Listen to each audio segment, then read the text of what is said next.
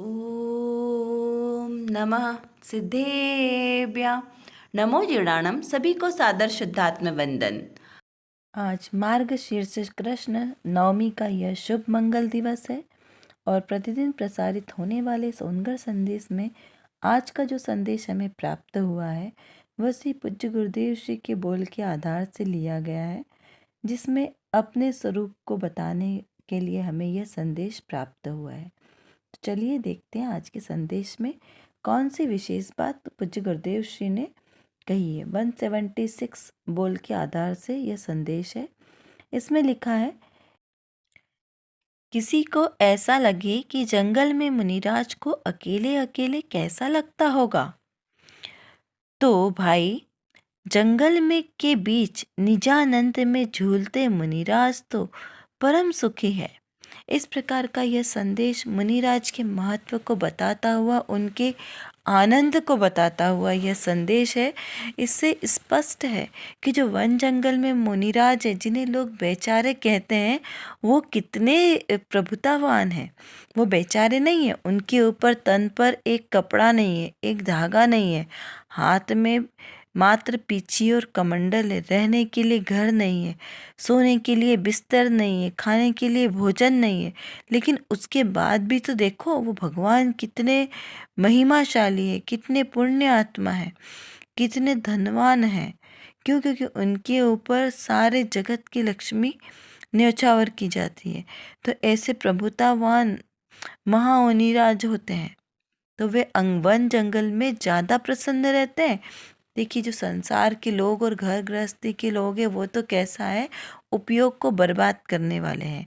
क्योंकि जितना समय हम अपने घर परिवार को, जिसको हम घर मानते हैं, परिवार मानते हैं, उन लोगों के साथ बिताएंगे, उतना ही हमारा समय का दुरुपयोग होगा। क्योंकि वो हमारा उपयोग कौन सा है, ज्ञान और दर्शन वाला, तो वो हमारे उपयोग को छीन लेते हैं। कौन? ये परिजन। और इन परिजनों के साथ रहने से हम अपना उपयोग भूल जाते हैं और फिर क्या करते हैं, दृष्टि पर द्रव्यों में चली जाती है, पर वस्तुओं की आकर्षण में चली जाती है पर वस्तु। तो इससे नुकसान तो किसका होता है, हमारा ही होता है। लेकिन जो वन जंगल में बैठने वाले महामुनिराज, वो ऐसे ही घर से, धन से, वैभव से, सबसे निष्प्रह ही है। उन्हें किसी भी प्रकार की आसक्ति ही नहीं है। उनको कोई छोड़ना नहीं पड़ता है।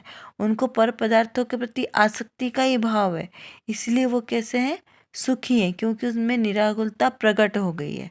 आकुलता है जो, वो दुखी है।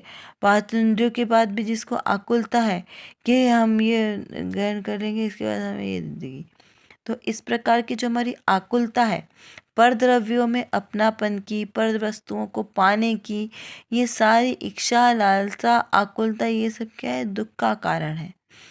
तो हमें पहले में पहला क्या करना चाहिए, इस प्रकार के घर गृहस्थ के, कुटुंब के मोह से छूटना है।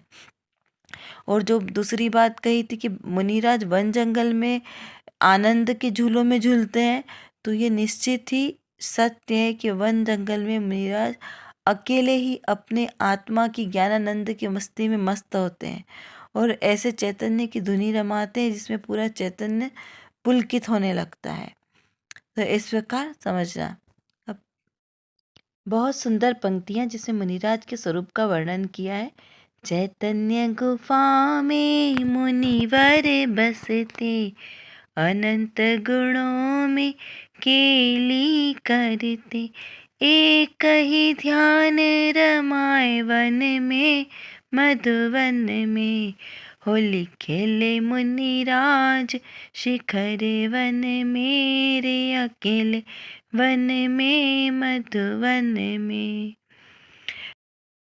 ऐसे ही महामुनिराज गृहस्थी के प्रति का राग छोड़कर वन जंगल में एकाकी अपने आत्म स्वभाव के और उसके अनंत गुणों के परिवार के साथ केली करते हैं, यानी आनंद मनाते हैं। इस प्रकार महामुनिराज अकेले नहीं है, अपने अनंत गुणों के परिवार के साथ केली करते यानी आनंद मनाते हैं। वास जिनका वन उपवन में, गिरी शिखर के नदी तटे। वे मुनिराज कैसे है, वन जंगल में गिरी यानी पर्वत के ऊपर कि शिखर पर या फिर नदी के किनारे में ठंड के मौसम में इस प्रकार से निवास करके आत्म साधना में रत रहते हैं। गर्मी में पहाड़ के ऊपर क्यों? ताकि गर्मी और ज़्यादा लगे। और ओस की बूंदें जब ठंडी में गिरती है प्रति समय, तो वो कितनी तकलीफ देती है, इसलिए वो पेड़ों के नीचे बैठते हैं। और ठंड में दरिया के किनारे यानी नदी के किनारे, क्योंकि वहाँ पर रात को तो कैसी कैसी ठंडी हवा आती होगी। इस प्रकार के शीत परिसर को सहन करते हुए भी जो सुखी हैं, ऐसे हैं महामुनिराज। अब हमें विचार आता है कि वे महामुनिराज जंगल में अकेले अकेले क्या करते होंगे, उन्हें कैसे अच्छा लगता होगा। तो इसके लिए भी बहुत एक सुंदर भजन की पंक्तियाँ आती है। जंगल में मुनिराज अहो, आत्म स्वरूप निज ध्यावे, बैठ संत समीप चरणों में, पशु भी बैर भुलाते। क्या कहा वहाँ पे कि जंगल में मुनिराज अपने स्वरूप का ध्यान करते हैं एकमात्र, क्योंकि वहाँ पर किसी का भी कोलाहल नहीं है। जहाँ मनुष्य होते हैं वहाँ पे वाद विवाद विकल्प खड़े होते हैं, और जंगल में, इतने घने जंगल में कोई मनुष्य आदि नहीं रहते। तो जो जंगली जानवर रहते हैं ना, वो इतना परेशान नहीं करते मुनिराज को। बहुत से बहुत सिया आदि कभी होगा तो वो उनके शरीर का ही भक्षण करेगा, और उस शरीर से तो उनको मोह बचा ही नहीं है।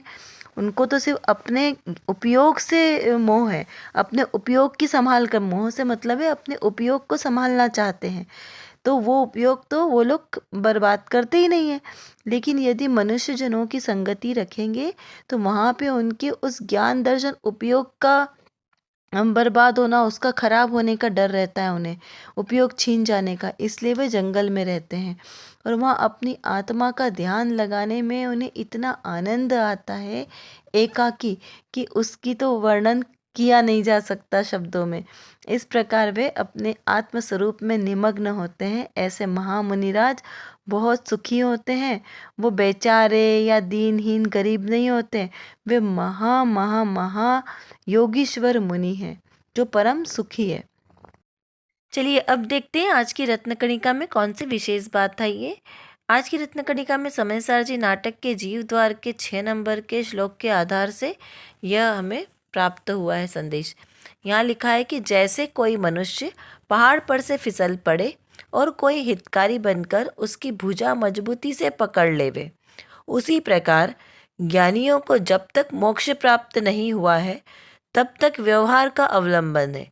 यद्यपि यह बात सत्य है कि निश्चय नए चैतन्य को सिद्ध करता है तथा जीव को पर से भिन्न दर्शाता है, और व्यवहार नए जीव को पर के आश्रित कहता है। तो यहाँ पर इस संदेश में निश्चय नए और व्यवहार नए के भेद को बताया गया है कि निश्चय नय क्या है और व्यवहार नय क्या है। निश्चय नय तो अपनी आत्मस्वरूप को दर्शाने वाला है, लेकिन व्यवहार नय उपचार से बताता है। जब तक उसको निश्चय की पूर्णतः अनुभूति ना हो जाए, वो अपनी आत्मा को पूर्णतः पहचान ना ले, तब तक उसको व्यवहार का अवलंबन लेने का कहा है। तो उदाहरण कैसा लिया है यहाँ पर, एक जीव का लिया है कि जैसे कोई मनुष्य पहाड़ पर से फिसल रहा हो और कोई व्यक्ति उसको बीच में पकड़ ले मजबूती से ताकि वो नीचे ना गिरे, तो उसी प्रकार यहाँ पर निश्चय नय को कहा है कि निश्चय नय पहले तो अपने आत्मस्वरूप को जानने की ही बात करता है कि अपने आत्मस्वरूप को जानेंगे तभी मोक्ष मार्ग प्रकट होगा।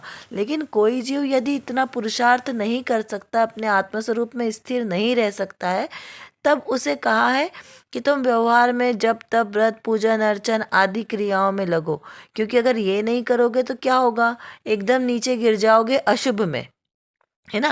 तो इसलिए व्यवहार का उपदेश दिया है कि भाई आप अशुभ में जाने से अच्छा है कि व्यवहार धर्म का पालन करो, तो इससे कम से कम तुम सही राह पे तो चलोगे ना, एकदम नीचे नहीं गिरोगे। जैसे कहा ना कि पहाड़ पे से नीचे गिरे और कोई उस व्यक्ति उसे पकड़ ले, तो उस प्रकार यहाँ कि आप एकदम नीचे ना गिरो अपने स्वभाव से, तो कम से कम व्यवहार धर्म को धारण करोगे तो उससे तुम्हारा शुभ परिणाम तो बनेगा ना। मंद कषाय तो रहेगी, यदि अशुभ कर्म में चले गए तो कषाय कषायों की तीव्रता बढ़ जाएगी, और तीव्र कषाय में तो धर्म का ग्रहण भी नहीं होगा। तो इसलिए कहा कि आप इस मंद कषाय में रहो। जो व्यवहार धर्म है वो कैसा है, मंद कषाय रूप है। इसलिए यहाँ पर उपदेश दिया है कि तुम मंद कषाय में रहोगे तो मंद कषाय में धर्म का प्रवेश है, धर्म धारण किया जा सकता है, लेकिन तीव्र कषाय में नहीं किया जा सकता। इसीलिए यहाँ पे व्यवहार न्याय का उपदेश दिया है कि जब तक और कब तक के लिए, ऐसा नहीं कि हमेशा यही करना है। जब तक मोक्ष मार्ग तुम्हारा नहीं सत्ता है तब तक आपको व्यवहार का अवलंबन लेना है, लेकिन जैसे ही आपकी दृष्टि आत्मस्वरूप पे टिकने लग रही है तो आपको निश्चय ग्रहण होने लग रहा है, तो आपको व्यवहार छोड़ना है। जैसे सीढ़ियाँ, अगर हमें ऊपर मंजिल पर जाना है तो सीढ़ियों का सहारा लेना है। तो हमने प्रथम सीढ़ी पर पैर रखा तो प्रथम सीढ़ी तो आवश्यक है ना। यदि प्रथम सीढ़ी पर पैर नहीं रखेंगे तो ऊपर कैसे जाएंगे, डायरेक्ट ऊपर तो जा नहीं सकते। तो पहली सीढ़ी पे पैर तो रखना पड़ेगा, लेकिन उसे छोड़ना भी तो पड़ेगा ना। जब तक हम उसे छोड़ेंगे नहीं तब तक आगे नहीं बढ़ेंगे। इस प्रकार यहाँ पर इसको समझना है। अब इसी के तीसरे श्लोक के आधार से जो ये बात आई है इसे भी देखते हैं। यद्यपि चौथे गुणस्थान से 14वें गुणस्थान तक व्यवहार का ही अवलंबन है, परंतु व्यवहार नय की अपेक्षा निश्चय नय उपादेय है, क्योंकि उससे पदार्थ का असली स्वरूप जाना जाता है और व्यवहार नय अभूतार्थ होने से परमार्थ में प्रयोजनभूत नहीं है। इसमें ये दोनों विषय सेम है, इसलिए यहाँ पर ये वाला छंद भी लिया गया है।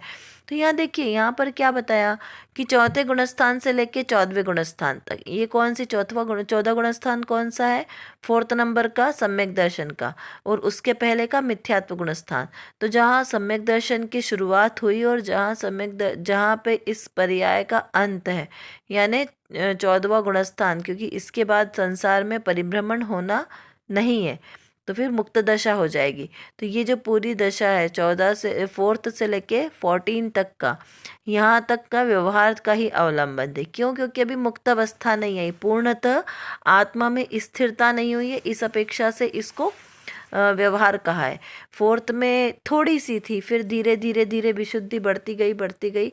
14 तक में भी क्या है, अभी भी दशा तो भी व्यवहार की है, लेकिन बस जैसे ही वह निश्चय में पूरी तरीके से लीन हुआ, यानी अपने आत्मस्वरूप में पूर्णतः लीन हुआ, तो कैसा हुआ, वह जीव मुक्त दशा को प्राप्त हो गया। और उसके बाद तो कोई गुणस्थान ही नहीं बचे, गुणस्थानातीत हो गया। तो जो गुणस्थानातीत वाली दशा है वह मेरी दशा है। तो इस प्रकार कहा कि परंतु व्यवहार की अपेक्षा से निश्चय उपादेय। तो ये व्यवहार धर्म जो है उसकी अपेक्षा से निश्चय धर्म उपादेय यानी ग्रहण करने योग्य क्यों है? क्योंकि उसी के आश्रय से मोक्ष होगा। जब तक निश्चय का ग्रहण पूर्णतः नहीं होगा तब तक मोक्ष मार्ग नहीं बनेगा। इस अपेक्षा से उसको उपादेय कहा, या परम उपादेय कह लो, कि वही हमारे लिए आदरणीय है, क्योंकि उसके पदार्थ का असली स्वरूप जाना जाता है। किससे? निश्चय नय से पदार्थ का असली स्वरूप जाना जाता है, और व्यवहार से सिर्फ हमें उपचार से समझ में आता है। जैसे अब हमें किसी को बताना है, किसी बच्चे को समझाना है कि शेर कैसा होता है, उसने कभी शेर नहीं देखा, तो हम उसे क्या कहेंगे? हमारे आसपास बिल्ली घूमती रहती है, राइट? तो हम उसे बिल्ली दिखाएंगे कि देखो ये बिल्ली है ना, ऐसा शेर होता है। क्या बताएंगे? कि बिल्ली जैसा शेर होता है। तो जब तक उसको असली शेर नहीं दिखेगा तब तक वो क्या समझेगा? कि बिल्ली को ही शेर समझेगा, कि बिल्ली ऐसा शेर होता है। लेकिन जब उसने असली शेर देख लिया तब वो मानेगा क्या कि बिल्ली और शेर एक है? नहीं। तब वो खुद ही समझ जाएगा कि ये जो बिल्ली है ये हमें सिर्फ समझाने के लिए बताया गया, असली तो शेर ये है ना। या फिर हम देखें कि नक्शे में हमने गंगा नदी को शो किया।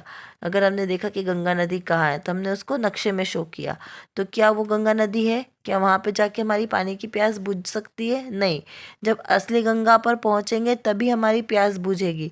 तो जब हमें सिर्फ समझाने के लिए बताया जाता है तब हमें व्यवहार न्याय का अवलंबन लेना पड़ता है, और जब हमें समझ में आ जाती है वस्तु तत्व तब हमें निश्चय अपने आप ही ग्रहण हो जाता है। लेकिन पहले निश्चय का करना पड़ेगा ना, श्रद्धांत तो हमें निश्चय का करना पड़ेगा, उसी बाद हम व्यवहार से उसको समझ पाते हैं। तो जो व्यवहार नय है वो निश्चय नय तक पहुंचने का मात्र साधन है, उसे समझाने का एक तरीका है जिसे व्यवहार नय कहा। लेकिन व्यवहार नय झूठा है और निश्चय नय सत्यार्थ है, सच्चा है, भूतार्थ है, और व्यवहार नय अभूतार्थ है यानी झूठा है। इस प्रकार यहाँ पर इसको समझना है। इन दोनों में प्रतिपाद्य प्रतिपादक संबंध है, यानी स्थापित करने वाला। तो जो स्थापित करने वाला है वो कौन सा है? प्रतिपाद्य यानी निश्चय, और प्रतिपादक जिसके द्वारा स्थापित हो रहा है वो व्यवहारन्वय। तो इसलिए प्रतिपादक व्यवहारन्वय को कहा है कि उसके द्वारा स्थापित किया जाता है। तो इतना आपको समझ में आ गया होगा। अब देखते हैं, कुछ प्रश्नों के माध्यम से समझते हैं कि निर्ग्रंथ दिगंबर वीतराग मुनिराज का स्वरूप कैसा है। हमें यह विचार करना है कि कैसे हैं वह मुनिराज।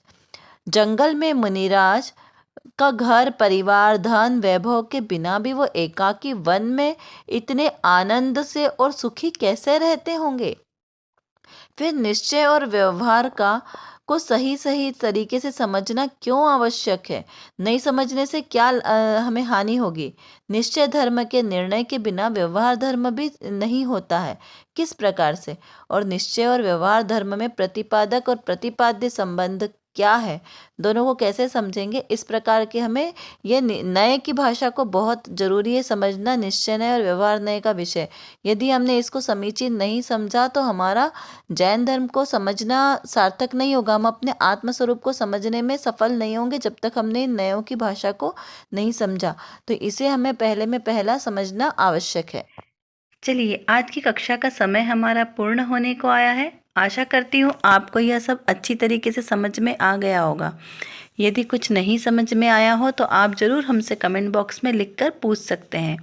और जो विषय आज हमारे सामने हुआ, इसको बारंबार चिंतन करते रहें, जिससे हमारी दृढ़ता मजबूत हो।